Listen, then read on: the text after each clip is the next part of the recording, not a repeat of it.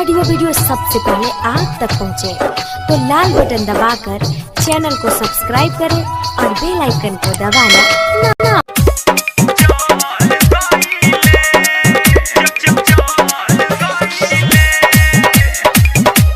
Music by अनमोल सोनी।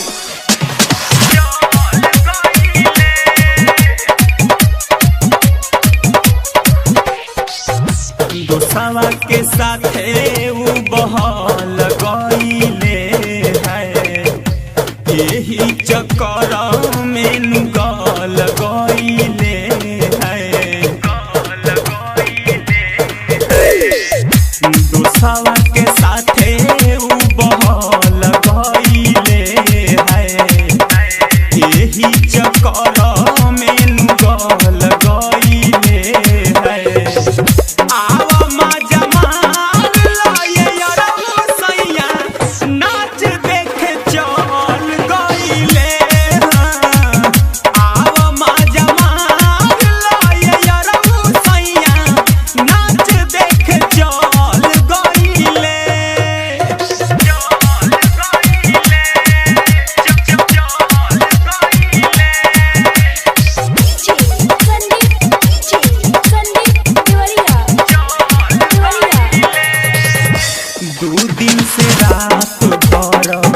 जगले हम रहिले आओ धन खालो सभे तोहरे से कहिले। दू दिन से रात भर जगले हम रहिले आओ धन खालो सभे तोहरे से कहिले। होते उ साँझे होत से बहुत बदल गईले है। आव मजा मार लो सैया नाच देखे चल गईले हो। आव मजा मार लो सैया नाच देखे चल गईले। आवा ना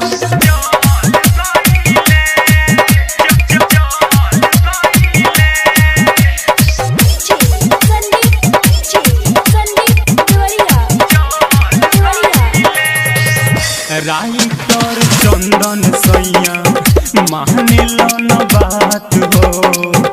अनमोल सोनू के भइले बावे साथ हो। सुन न राइटर चंदन सैया माने लन बात हो। अनमोल सोनू के भइले बावे साथ हो। ललित के संगे उ निकल गईले है, लागता कि वही में ढल गईले है।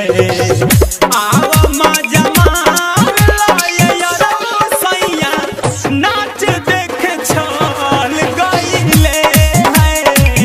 आव मजा मार लो सैया नाच देखे चल गईले। दोसावा के साथे उ बहल गईले है, यही चक्कर में नुगल गईले है। आव मजा मार लो सैया नाच देखे चल गईले। आव मजा मार लो सैया नाच देखे चल गईले। सपना रिकॉर्डिंग स्टूडियो परवाहा चौक।